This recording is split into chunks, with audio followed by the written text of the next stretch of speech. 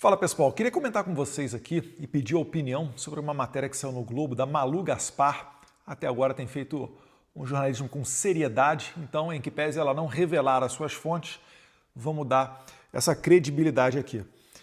Diz lá na chamada, a irritação de investigados da trama golpista com Eduardo Bolsonaro. Aí sempre as matérias de jornal, de maneira geral, colocam fotos nossas, no mínimo bem esdrúxulas para dizer o mínimo. E aí vem lá, a ofensiva beligerante do deputado federal licenciado Eduardo Bolsonaro contra o ministro Alexandre de Moraes, parece que ele é a vítima, o Moraes, nos Estados Unidos, de onde anunciou o afastamento do cargo e irritou investigados no inquérito da trama golpista que tramita no STF. Moraes é o relator do inquérito. Bem, já está tudo errado, O Moraes jamais poderia ser relator desse inquérito. O presidente Bolsonaro, ainda enquanto presidente, assinou um pedido de impeachment contra o Alexandre de Moraes. Alexandre de Moraes é aquele cara que falou que quer me pegar, pegar o Eduardo Bolsonaro naquelas conversas que foram vazadas pelo WhatsApp de seus assessores, matérias publicadas pelo Glenn Greenwald, vocês devem lembrar. Além disso tudo, é o próprio Moraes que eu denuncio no exterior. E ele é o cara que julgou a questão do meu passaporte, quando deputados do PT pediram a sua apreensão. E segue a matéria aqui, Para 3 advogados ouvidos reservadamente pelo blog, a postura de Eduardo cria uma animosidade ainda maior entre o STF e os investigados, que se preparam para um revés no julgamento de terça-feira, dia 25, quando a denúncia deve ser recebida pela primeira turma sem maiores dificuldades. Ou seja, eu estou criando animosidade. Então, o que parece, a estratégia deveria ser, então, você acalmar os ânimos e tentar partir com o diálogo com o juiz. Que, na verdade, falando isso, parece estranho, é que no Brasil já se tornou muito comum. Você tenta explicar isso aqui para um estrangeiro, ele não consegue entender. Como é que é? Vocês têm diálogo com o juiz? O juiz não é aquele cara que fica entre a defesa e a acusação de maneira imparcial, apenas seguindo as leis e adequando a lei ao caso concreto? Não no Brasil. No Brasil a gente já está tão mal acostumado com as invasões do STF em outros poderes, com o ministro dando opinião para tudo, até sobre música, inaugurando obra e etc., que a gente se acostuma com esse tipo de bizarrice. Um juiz jamais deveria estar aqui falando que, ou melhor, que ele não falou, mas um juiz jamais deveria estar aberto ao diálogo. Inclusive, esse foi o principal argumento utilizado para anular as penas da Lava Jato, do Deltan com o Moro. Falou, o Deltan falou com o Moro, então era um julgamento combinado, vamos aqui anular a condenação do Lula. Vale lembrar, quando o Moro condenou o Lula, no caso do triplex, condenou a 8 anos de cadeia. Quando o Lula recorreu e foi para o tribunal, para a segunda instância, isso foi piorado, a pena foi aumentada para 12 anos de cadeia por um grupo de juízes, que são chamados desembargadores no tribunal.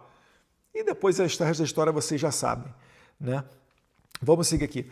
Além disso, o discurso do deputado licenciado prejudica qualquer trabalho de distensão nos bastidores. É justamente o que eu estou falando. E além disso, vocês acham mesmo, perguntando para você agora, que o Alexandre de Moraes, se a gente falar baixinho, se a gente não chamar as coisas pelo nome, se a gente fingir que está vivendo dentro de uma normalidade democrática, vocês acham que ele vai passar a seguir a Constituição? Primeiro que isso nem deveria ser matéria de discussão, mas vamos lá. Vocês acham que isso é o que está impedindo ele de fazer esse jogo de cartas marcadas? Que isso é que vai impedir a condenação das pessoas do 8 de janeiro ou do próprio Jair Bolsonaro? É claro que não. É como eu falo, nós estamos lidando com um psicopata. Já não existe outro adjetivo melhor para qualificar o Alexandre de Moraes, senão este, que é a característica, ou melhor, a doença daqueles que têm valores próprios. Quando você tem valores próprios, você não tem empatia com as outras pessoas. Você faz atrocidades que, aos olhos de um psicopata, são situações corriqueiras. Esquartejar, matar, assassinar, jogar velhinhas de 70 anos de idade, 14, 15 anos na cadeia, como se fossem terroristas, recebendo penas maiores do que notórias assassinas que esquartejaram seus maridos. Então, esse é o tipo de pessoa que a gente está lidando. Não é mais algo que está restrito às leis ou dentro dos tribunais. É o que eu tenho dito. Podem botar o Rui Barbosa, cujo busto está lá no plenário do Senado Federal.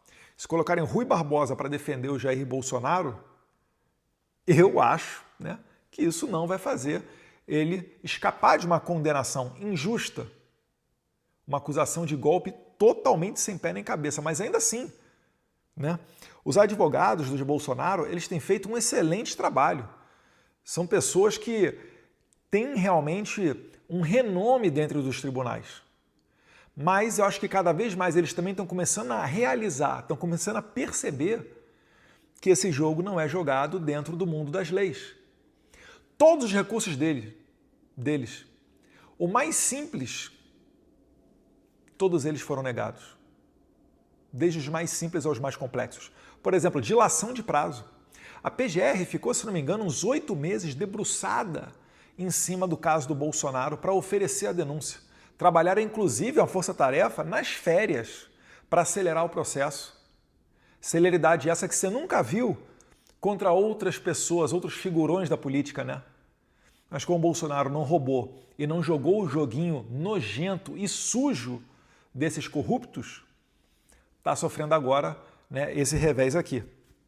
Então eles estão acelerando tudo, 8 meses debruçados em cima do caso do Bolsonaro. Sabe quantos dias o Alexandre de Moraes deu para a defesa de Bolsonaro apresentar, né, a defesa do presidente? 15 dias. Quando os advogados de Bolsonaro recorreram pedindo uma dilação de prazo, algo totalmente normal e que qualquer traficante de drogas ou ladrão, né, pé de chinelo, qualquer um desses, se tivesse pedido, provavelmente teria sido ocorrido, né? No caso do Bolsonaro, não. Isso para falar só uma, né, das atrocidades que está acontecendo nesse processo. Eu nem entrei aqui nas causas de nulidade realmente substanciais, como por que o presidente está sendo julgado dentro do STF se ele não tem foro privilegiado mais. Os fatos ocorreram dia 8 de janeiro. Ele nem era mais presidente. Quem está julgando ele é um notório pessoa que está impedida de fazê-lo. E tudo Moraes avoca para ele, até a questão do meu passaporte. Cadê a distribuição? Cadê o juiz natural? E o sistema acusatório, onde um acusa, outro defende e um terceiro imparcial julga? Como é que o juiz participa da delação do CID, interroga o delator, quando na própria lei da delação premiada está previsto lá que isso daí é a causa 100% para nulidade? A delação do CID é o que sustenta isso tudo aqui para tentar envolver o presidente Bolsonaro, né? Fez uma delação enquanto estava preso, né? Mais de 11 versões diferentes, falou 10 vezes com a PF, uma vez com Alexandre de Moraes, ameaçaram a filha dele, todo mundo viu isso, todo mundo ouviu os áudios do CID falando como é que ele estava sendo coagido, mas ainda assim está tudo valendo. Então isso só reforça o que eu tenho dito. Não se trata mais de um argumento legal ou de uma questão de tensionar ou distensionar. O jogo está sendo colocado e está todo mundo percebendo. Não contem comigo para distensionar, tá? Eu vim para os Estados Unidos para tensionar. Tensionar primeiro para depois receber, né, o benefício justo. É o que o Trump faz. Ele primeiro tensiona uma relação para depois vir para a mesa de negociação. Como dizia o Churchill, né? Você não entra, né? Você não consegue negociar com o leão quando a sua cabeça está dentro da boca do leão. Então, por isso eu tenho tido esse comportamento, né? Abre aspas aqui para, segundo diz um dos advogados aqui do presidente Bolsonaro, abre aspas. Se Moraes acolher o pedido da defesa, né, da defesa de Bolsonaro, né, dos investigados agora, após as ameaças de Eduardo, fica parecendo um covarde. Ou seja, né, aqui está se legitimando que, como eu estou sendo agressivo nas minhas colocações, ou melhor, justo, chamando as coisas pelo nome, pela primeira vez, chamando um psicopata de psicopata, se o Alexandre de Moraes acatar os argumentos da defesa, ele, Alexandre de Moraes, pode sair, né, sentindo-se um covarde, como quem estivesse, né, botando o rabo entre as pernas depois de tomar uma chamada da minha parte, e que isso não ocorrerá. Eu sei que isso não vai ocorrer. Eu falando ou não falando, isso não vai ocorrer. Não dão nem uma dilação de 15 dias de prazo. Você acha o quê? Que ele vai acatar alguma coisa da defesa? Isso nem passa pela cabeça do Moraes. Ele vê uma coisa dessa daqui, ele dá até risada, né? Isso lembrando que um juiz deveria se ater às leis, deveria prestar atenção nas normas e não, né, na conduta de um ou outro réu. É por isso que fala-se que a justiça é cega, né? Que ela olha os fatos, ela não olha as pessoas. Não é o direito penal do inimigo. Segue aqui as aspas. Isso cria um clima de animosidade com o STF e o relator. O ex-presidente Jair Bolsonaro também não tem uma postura muito conciliadora e isso nos causa prejuízos. É, na verdade, uma novela mexicana e a gente não sabe qual será o próximo capítulo, fecha aspas. Aqui já começa a beirar o ritmo do antiético, né?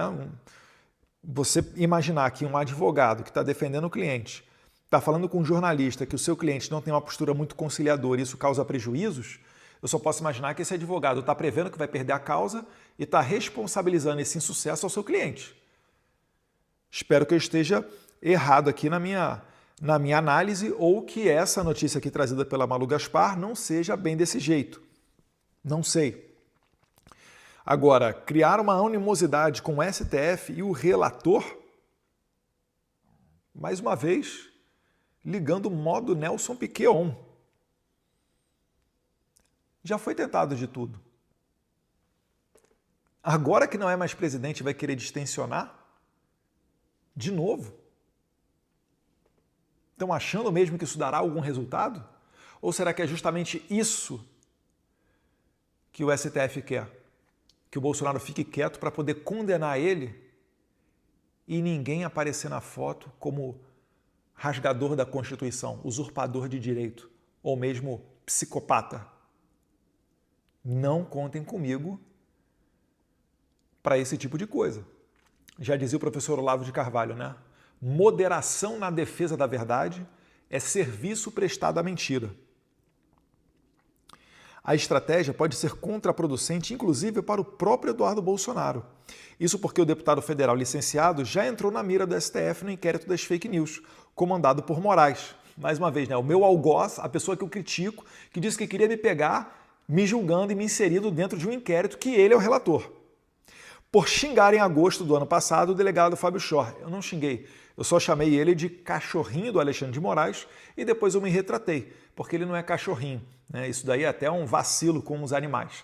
Ele é uma putinha do Alexandre de Moraes. E talvez mesmo o adjetivo putinha seja inadequado, porque a puta ela presta um serviço, ela dá um prazer ao outro em troca de dinheiro, fazendo uma conduta imoral. No caso aqui do Fábio Chor, ele não dá prazer a ninguém. Ele presta o serviço ao Alexandre de Moraes de graça. Isso aqui está muito mais parecido com algo sádico, né? A pessoa que tem prazer na tortura, no sacrifício do outro. E isso daí não tem a ver com a relação de prostituição. Então talvez o meu adjetivo de putinha esteja inadequado. E eles, inclusive, me investigaram na PF e só não colocaram adiante o inquérito da Polícia Federal porque o crime em tese que eles dizem que eu cometi, né, o crime contra a honra de difamação, ele não, a pena dele é muito pequena. E aí dentro da PF tem uma instrução normativa que diz que quando o crime é muito pequeno assim, que provavelmente não vai resultar em prisão e não tem danos maiores para a sociedade, que esse tipo de crime ele não vale a pena você movimentar toda a máquina estatal, né? Pagar o salário do delegado, do promotor, do escrivão, do agente, para depois entrar o salário do juiz, etc., movimentar o processo para no final dar uma condenação irrisória. Então o que eles fizeram? Eles agora, pela primeira vez, eu nunca tive notícia disso, abriram um processo administrativo da Polícia Federal contra mim, porque eu ainda sou servidor concursado da Polícia Federal. Eu só fico licenciado para exercer a atividade de deputado federal. E de um discurso que eu proferi na tribuna da casa, esse Zé Mané aqui desse Fábio Chor está movendo um PAD, um processo administrativo contra mim. Provavelmente para quê? Para tirar os meus benefícios da PF, né? Então, jogar no lixo toda a minha contribuição previdenciária, que até hoje eu contribuo para a Previdência da Polícia Federal, tirar o meu porte de arma, minha carteira e a possibilidade de retorno para o departamento da PF, caso eu não seja reeleito ou desista do meu mandato e queira retornar, né, para o glorioso Departamento de Polícia Federal. Então, isso daqui é o que os caras fazem. Um delegado ameaça um deputado federal eleito por um discurso proferido na tribuna, onde, teoricamente, o artigo 52 da Constituição me resguarda por quaisquer opiniões, palavras e votos. Vocês conhecem essa história da imunidade parlamentar? Se você for na Constituição lá, você vai ver que o artigo 53, ele traz lá que deputados e senadores são invioláveis civil e penalmente por quaisquer opiniões, palavras e votos. Essa palavra quaisquer, ela não existia na configuração original desse artigo, lá da Constituição de 1988. Ele foi inserido por uma emenda constitucional em 2001, para deixar ainda mais claro que o deputado e o senador pode falar quaisquer palavras, opiniões e votos. Eu posso xingar quem bem entender. Ah, Eduardo, mas isso daí é um crime contra a honra. É por isso que existe a imunidade. Se não fosse um crime contra a honra, não seria necessário haver a imunidade para falar que o céu é azul, que o círculo é redondo, que a água é molhada e etc. Você não entra em conflito com ninguém, com nada. Logo, não precisa de imunidade. A imunidade é justamente para abarcar aqueles temas mais sensíveis, né?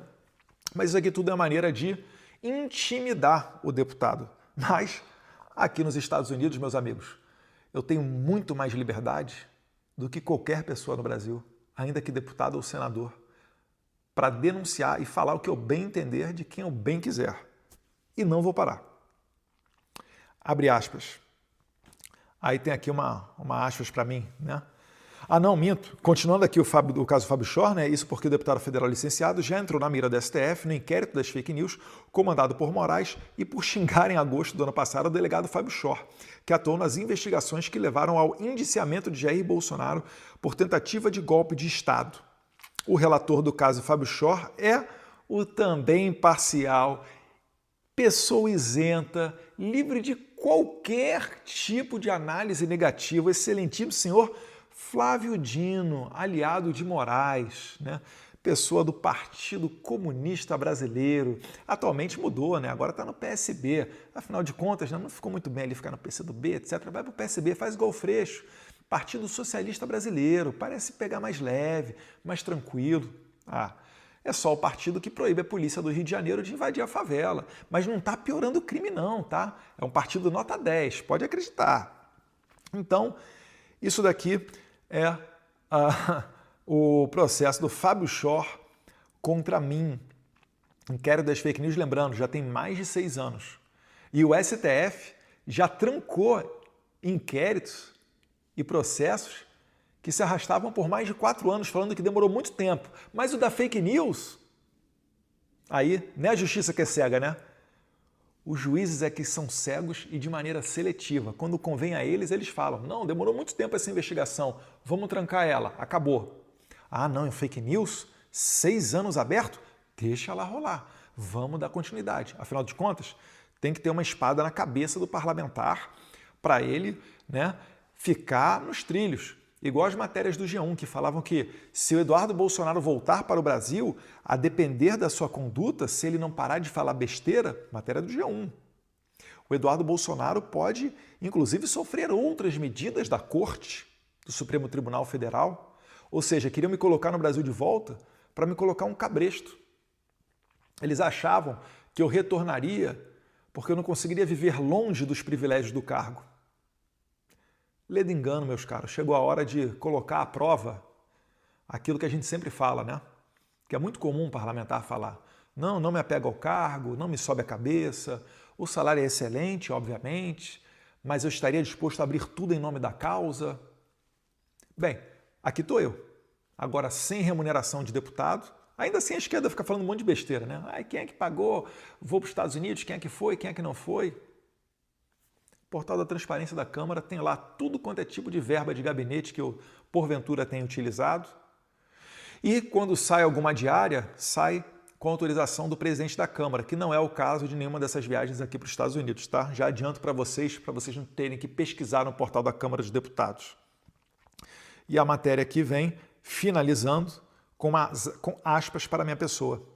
Prefiro perder a minha aposentadoria da Polícia Federal, meu porte de arma e carteira funcional a ser obrigado a chamar de democracia um país em que um deputado federal não pode criticar um delegado federal, servidor público, né? Deveria prestar serviço ao público e não o contrário, que está prendendo velhinhas e mães de família como se fossem terroristas, fecha aspas, escreveu Eduardo em sua conta no Instagram mês passado.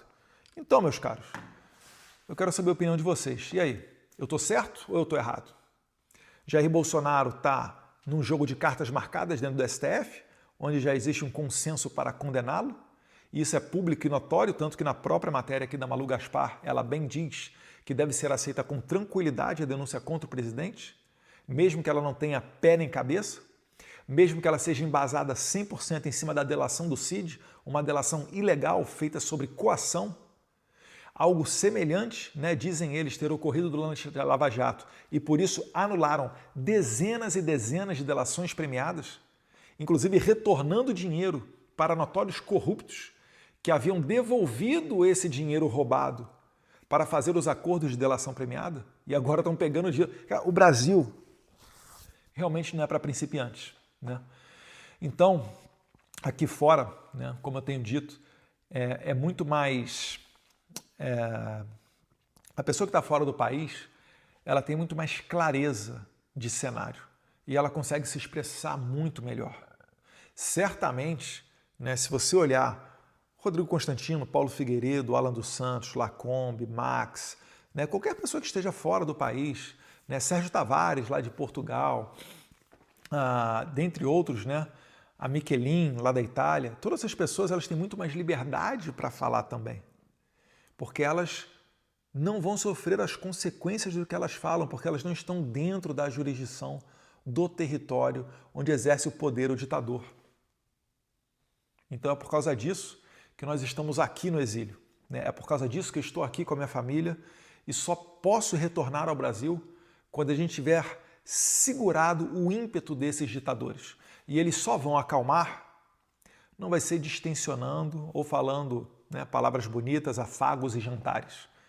Inclusive, cuidado com os jantares que vocês são convidados, né? Vocês podem mudar da água para o vinho com relação às suas opiniões. Não vai ser dessa maneira que a gente vai levar justiça para o país. Vai ter que vir uma força maior para obrigar essas pessoas a criarem consciência social.